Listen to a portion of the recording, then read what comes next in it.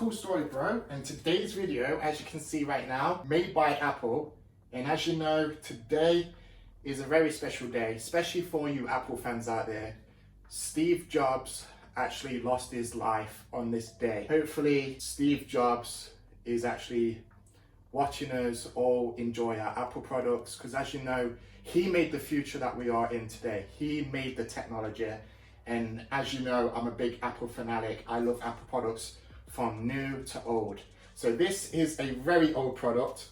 Now this is the Cinema HD display, the 30-inch widescreen model. Now back in the day when Steve Jobs actually made this announcement, this was one of those things where he would say one more thing. And he basically brought out 20-inch, a 27-inch, and then he says, we got one more thing. Boom, this came out. Everyone was just in shock. Nothing was like this. Literally, this resolution, especially for that day, was just awesome. So as you can see, the official original box, this is not brand new, this is used. I haven't actually looked at this product. The guy says it's a used condition. There's no marks on the screen, no dead pixels or anything like that. So let's get to the unboxing of the Cinema HD display 30-inch widescreen. So here we are with the unboxing. As you can see, he's actually kept the package, which is awesome. I mean, check this out. This is just amazing. Here we go. So it's all being protected, as you can see. Now, when carrying up, because I live upstairs, this was really heavy, literally. So this is it. I can't wait to see this, because I haven't actually seen one in person. I only watched it on the Apple event, which was a long time ago. Let's see if we can actually get this out right now. Probably have to get it on. It is heavy. Wow. Wow, that is heavy. I mean, if you did gym with this, you'd be booked in a week. Probably even less. Here we go. Look at that. Hopefully you can see it, guys. If not, give me a sec. Let's look at the camera angles. Yeah, you can see that perfect. That is beautiful. Take this off the actual dock itself. This is how big this is on the side. As you can see right now, I'm actually connected to my power brick. I was so skeptical because when I plugged it in, just with the normal plug, it wasn't turning on. And then I thought, okay, what is this port here? And this is meant to be plugged in to actually power the cinema display on. And as you can see, there's no HDMI, so I'm actually using this. Make sure they're actually tightly gripped, not too tight so you can't actually get them out, but make sure they're actually tightened so they don't actually fall out. Make sure it's actually secured in as well.